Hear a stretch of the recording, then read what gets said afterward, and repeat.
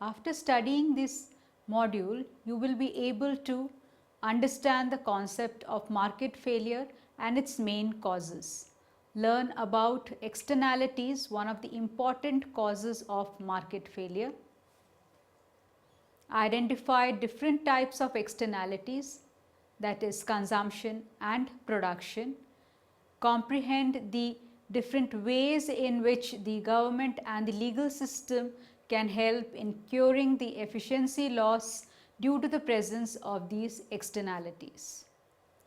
Till now, we have studied that under competitive market conditions, every equilibrium allocation is Pareto efficient. That means there is no other allocation under equilibrium where you can make one person better off without making the others worse off. However, in some situations, even competitive markets are not capable of producing efficient outcomes. There might exist another conceivable outcome where a person in the market may be made better off without making someone else worse off. Such a situation is described as market failure. Market failure occurs when markets which function freely fails in delivering the efficient allocation of resources. The reason for this is that benefits which an individual gets from the free market carrying out a particular activity diverge from the benefits to society as a whole. The results of market failure leads to productive inefficiency and allocative inefficiency. Productive inefficiency. Producers are not maximizing output from given factor inputs. In other words, when firm is not producing at the lowest unit cost, it leads to productive inefficiency.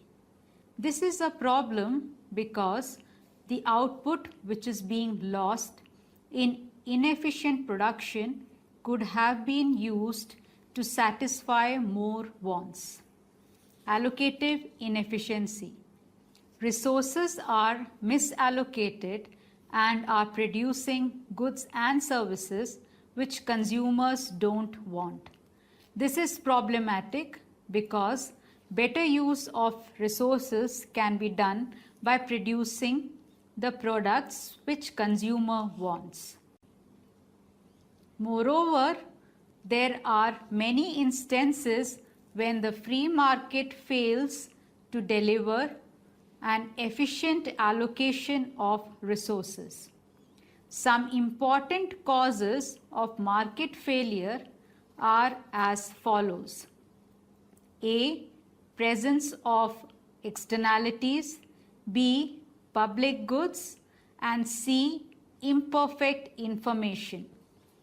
In such situations, it is argued that government can get involved with an appropriate policy that will mimic the market mechanism to some degree and thereby achieve Pareto efficiency. In this module, we will focus on how the presence of externalities leads to market failure and how the legal system and government intervention helps in achieving a Pareto efficient outcome in such a situation. Let's study about externalities in detail. An externality is a consequence of an economic activity that is experienced by unrelated third parties.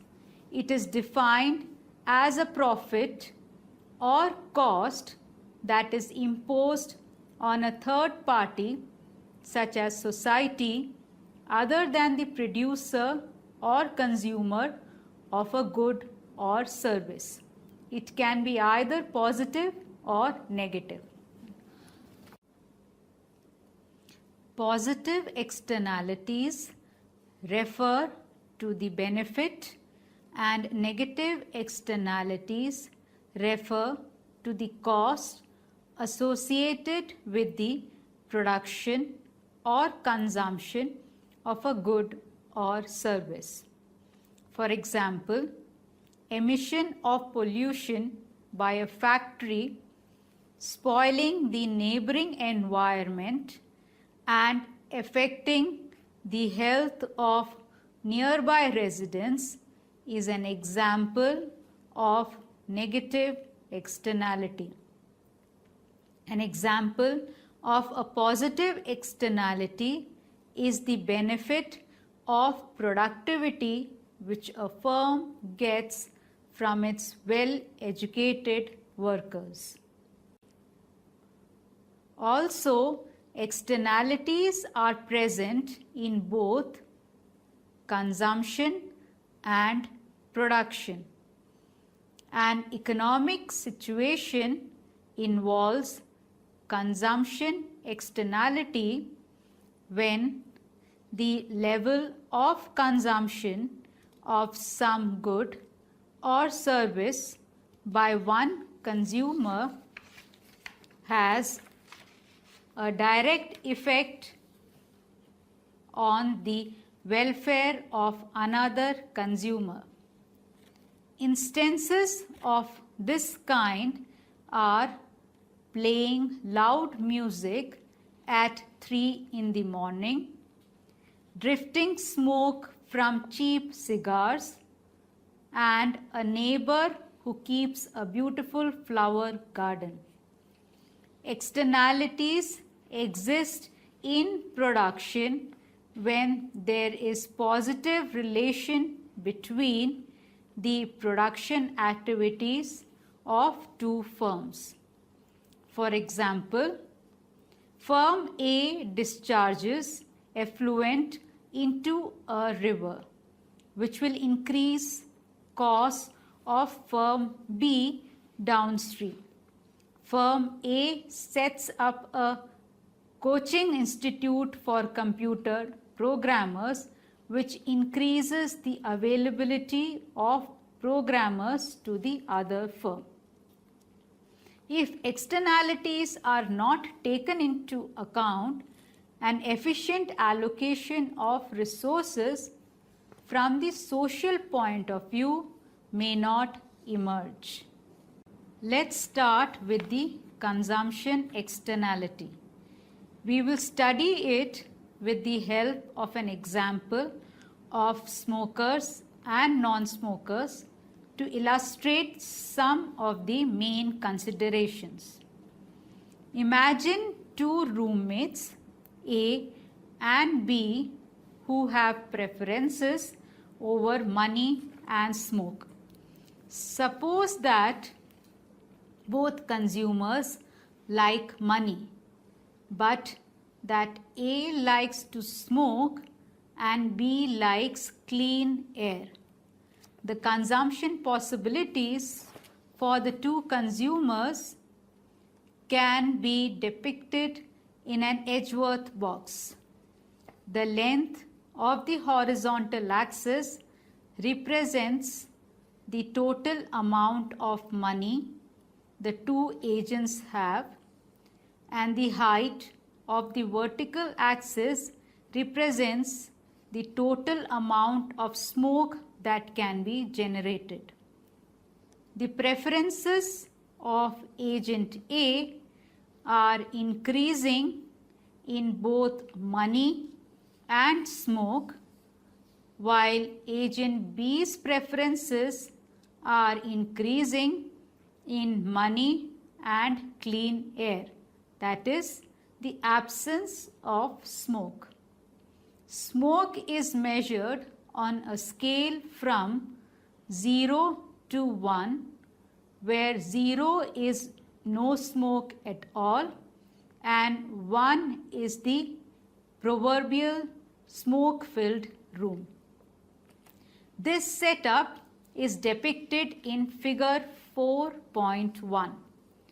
The amount of smoke is a good for A and a bad for B, so that B is moved to a more preferred position as A consumes less smoke. In the ordinary Edgeworth box diagram, B is made better off when A reduces his consumption of good 2.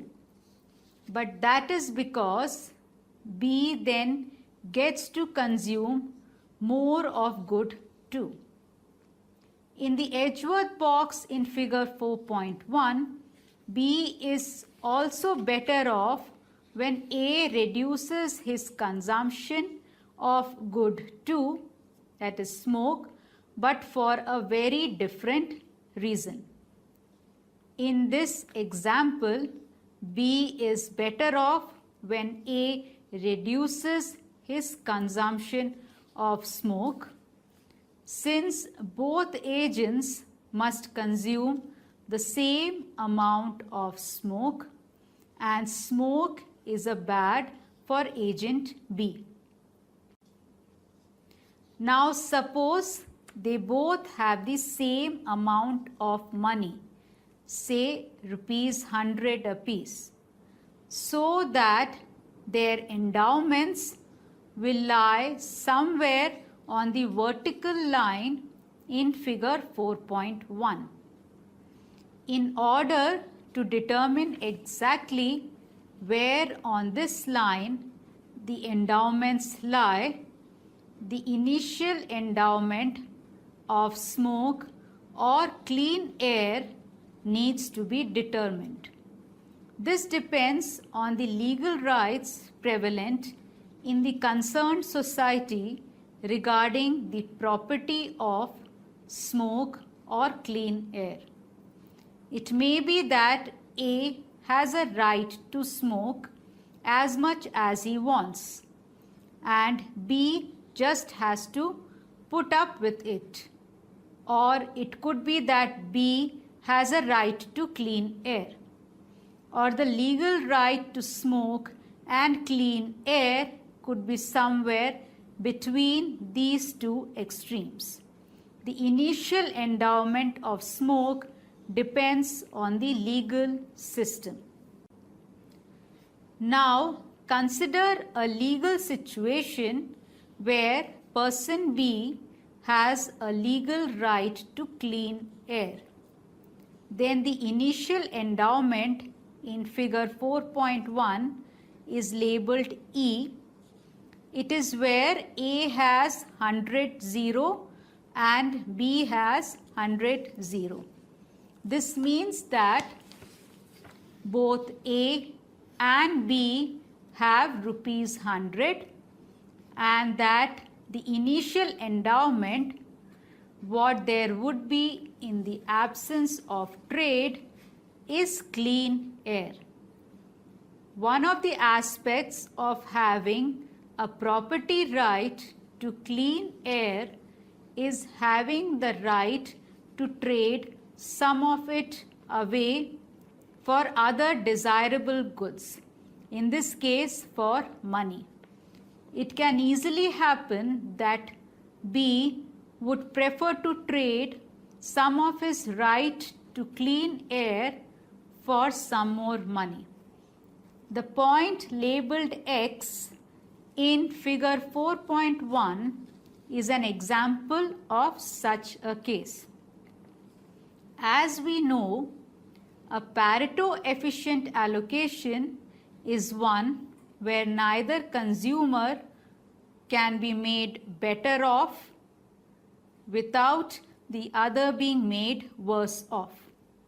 Such an allocation will be characterized by the usual tangency condition that the marginal rates of substitution between smoke and money should be the same between the two agents, as illustrated in figure 4.1.x. It is easy to imagine A and B trading to such a Pareto efficient point. In effect, B has the right to clean air, but he can allow himself to be bribed to consume some of A's smoke. Now consider a legal situation where person B has a legal right to clean air. Then the initial endowment in figure is labeled E. It is where A has 100 0 and B has 100 0. This means that both A and B have rupees 100 and that the initial endowment, what there would be in the absence of trade, is clean air. One of the aspects of having a property right to clean air is having the right to trade some of it away for other desirable goods, in this case for money. It can easily happen that B would prefer to trade some of his right to clean air for some more money. The point labeled X in figure is an example of such a case. As we know, a Pareto efficient allocation is one where neither consumer can be made better off without the other being made worse off. Such an allocation will be characterized by the usual tangency condition that the marginal rates of substitution between smoke and money should be the same between the two agents, as illustrated in figure point X. It is easy to imagine A and B trading to such a Pareto efficient point. In effect, B has the right to clean air, but he can allow himself to be bribed to consume some of A's smoke. We could imagine a legal system where A had a right to smoke as much as he wanted, and B would have to bribe A to reduce his consumption of smoke. This would correspond to the endowment labeled E prime in figure. Just as before, this would typically not be Pareto efficient. So the agents can trade to a mutually preferred point such as the one labeled X prime. Both X and X prime, we could imagine a legal system where A had a right to smoke as much as he wanted, and B would have to bribe A to reduce his consumption of smoke. This would correspond to the endowment labeled E in figure 4.1. Just as before, this would typically not be Pareto efficient. So the agents can trade to a mutually preferred point such as the one labeled X prime. Both X and X prime are Pareto efficient allocations. They just come from different initial endowments. Certainly, the smoker A is better off at X prime than at X, and the non-smoker B is better off at X than at X prime. The 2 points have different distributional consequences, but on grounds of efficiency, they are equally satisfactory. In fact, there will be a whole contract curve of Pareto efficient allocations of smoke and money. If agents are free to trade both of these goods, they will end up somewhere on this contract curve.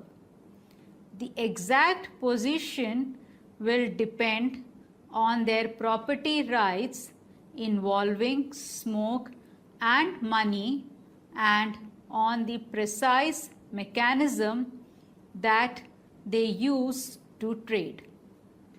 As long as there are well-defined property rights in the good involving the externality, no matter who holds the property rights, the agents can trade from their initial endowment to a Pareto efficient allocation. The only problem arises if the property rights are not well defined. If A believes that he has the right to smoke and B believes that he has the right to clean air, we have difficulties. The practical problems with externalities generally arise because of poorly defined property rights. Cases where property rights are poorly defined can lead to an inefficient production of externalities, which means that there would be ways to make both parties involved better off by changing the production of externalities. If property rights are well defined and mechanisms are in place to allow for negotiation between people, then people can trade their rights to produce externalities, and there will not be a need for direct government intervention in the market mechanism to make people internalize these externalities. Quasi-linear preferences and the Coase theorem. But there is a special case where the outcome of the externality is independent of the assignment of property rights. If the agent's preferences are quasi-linear, then every efficient solution must have the same amount of the externality. This case is illustrated in figure 4.2 for the Edgeworth box case of the smoker versus the non-smoker. Since the indifference curves are all horizontal translates of each other, the locus of mutual tangencies, the set of Pareto efficient allocations, will be a horizontal line. This means that the amount of smoke is the same in every Pareto efficient allocation. Only the rupee amounts held by the agents differ across the efficient allocations. The result that under certain conditions the efficient amount of the good involved in the externality is independent of the distribution of property rights is known as the Coase theorem. However, it should be emphasized that the Coase theorem is valid if there are no income effects. This is because the quasi-linear preference assumption implies that the demand for the good causing the externality does not depend on the distribution of income. Therefore, a reallocation of endowments doesn't affect the efficient amount of externalities. In this case, the Pareto efficient allocations will involve a unique amount of the externality being generated. The different Pareto efficient allocations will involve different amounts of money being held by the consumers, but the amount of the externality, the amount of smoke, will be independent of the distribution of wealth. Next, we will study the production externality with the help of an example on pollution. Consider a situation involving production externalities. Firm S produces some amount of steel S and also produces a certain amount of pollution X, which it dumps into a river. Firm F, a fishery, is located downstream and is adversely affected by S pollution. Suppose that firm S cost function is given by CSSX, where S is the amount of steel produced and X is the amount of pollution produced.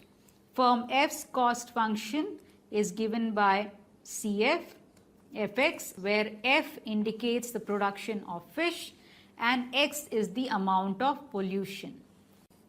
And note that F's cost of producing a given amount of fish depends on the amount of pollution produced by the steel firm.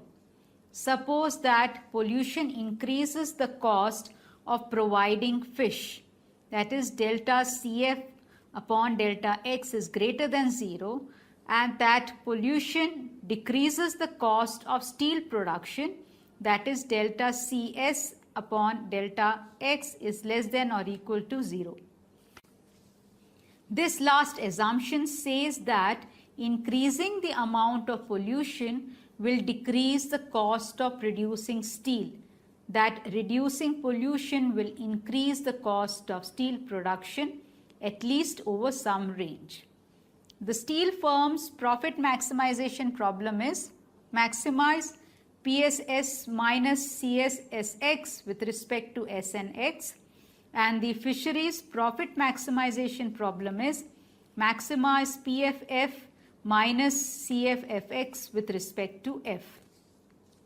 Note that the steel mill gets to choose the amount of pollution that it generates, but the fishery must take the level of pollution as outside of its control.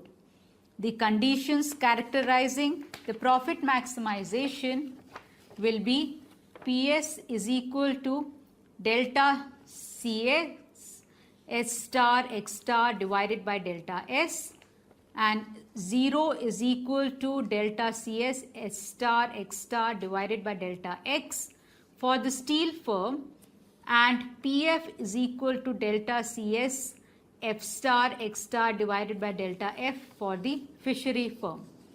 These conditions say that at the profit maximizing point, the price of each good, steel and pollution, should equal its marginal cost.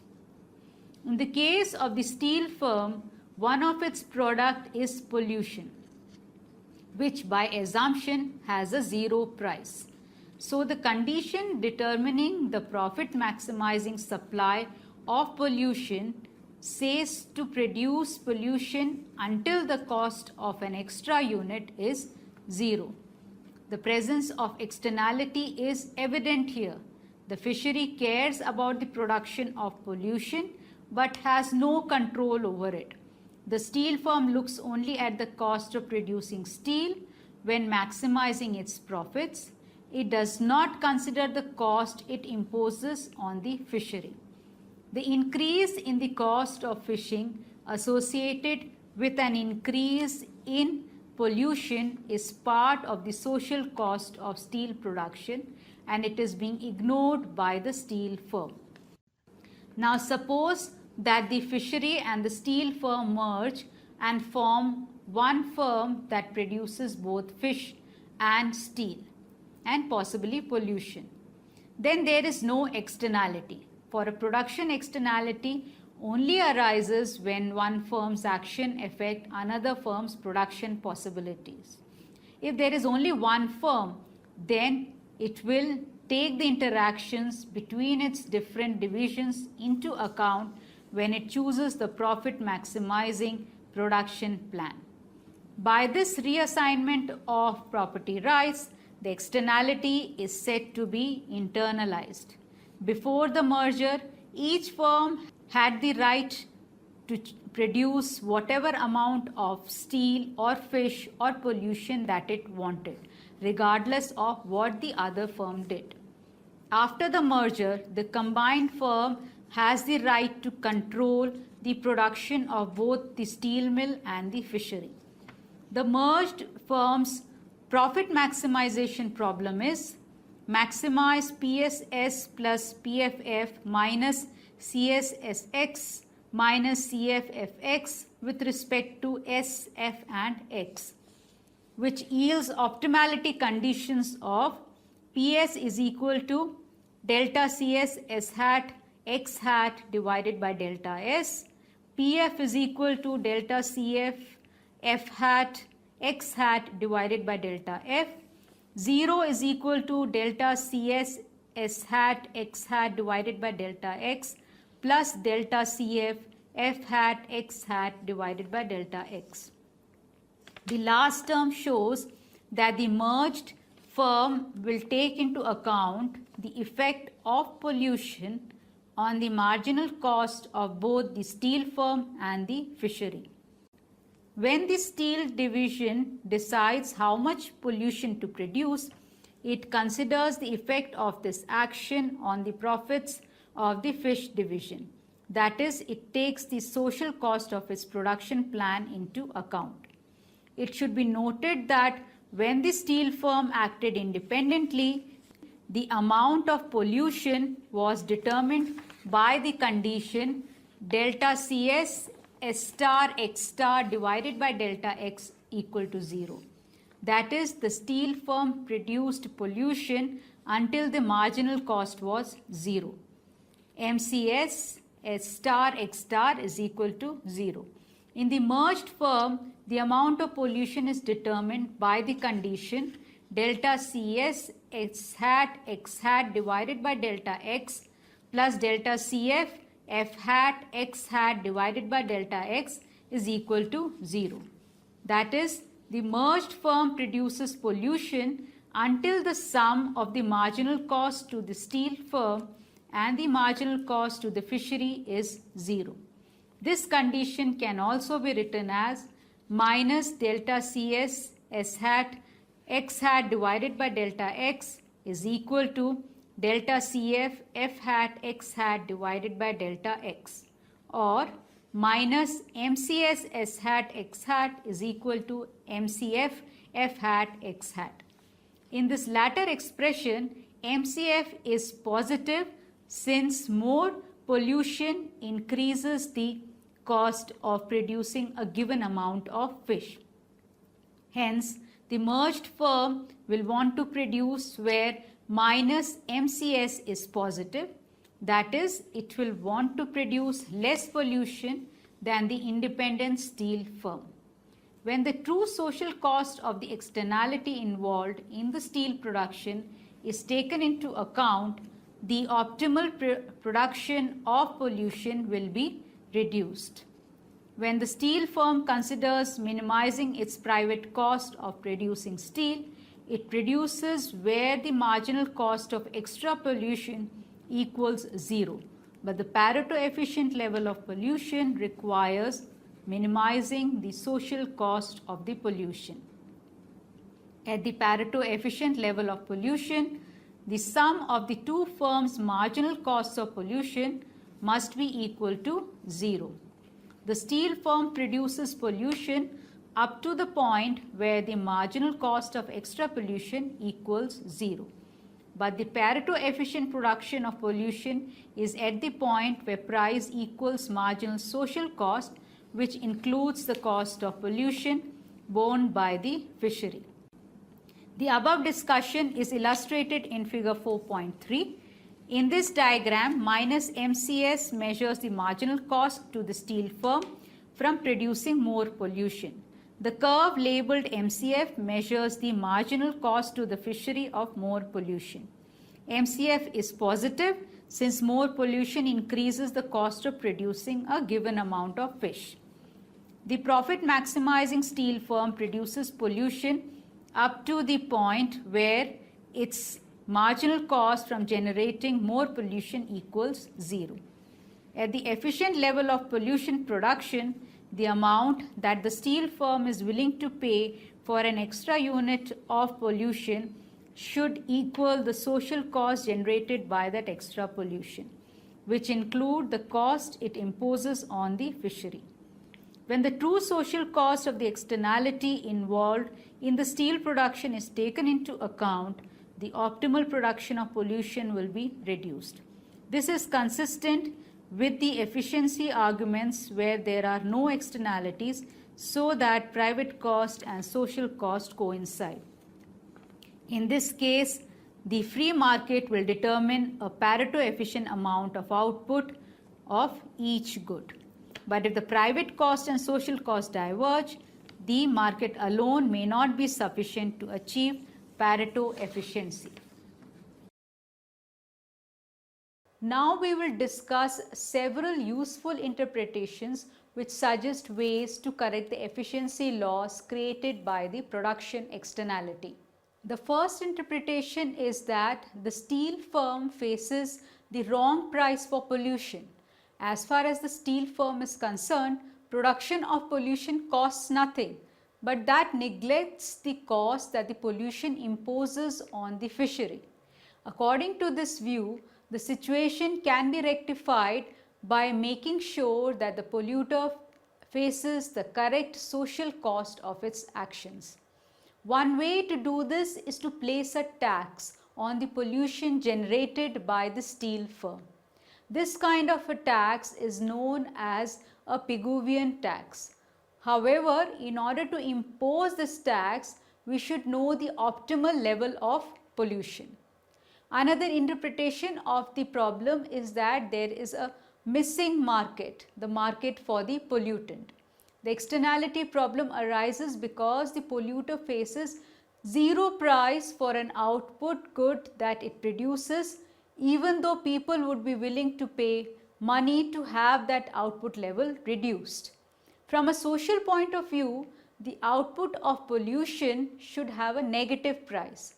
If we consider a situation where the fishery had the right to clean water, it could sell the right to allow pollution. In such a case, each firm will be facing the social marginal cost of each of its actions when it chooses how much pollution to buy or sell. If the price of pollution is adjusted until the demand for pollution equals the supply of pollution, we will have an efficient equilibrium just as with any other good. The third interpretation of externalities relates to market signals. In the case of the steel mill and the fishery, there is no problem if both firms merge. In fact, there is a definite incentive for the two firms to merge. If the actions of one affect the other, then they can make higher profits together by coordinating their behavior than by each going alone. The objective of profit maximization itself should encourage the internalization of production externalities.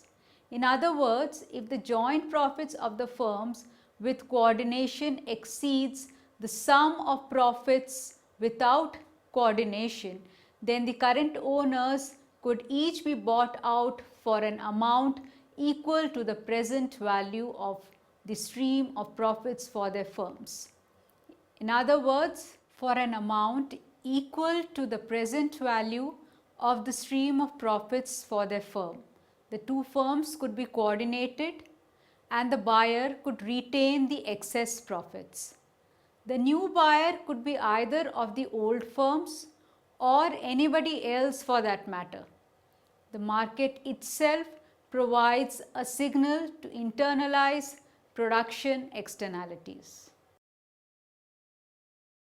Market failure occurs when the allocation of goods and services by a free market is not efficient, that is, the outcome is not Pareto optimal. Market failure is associated with externalities, public goods and asymmetric information.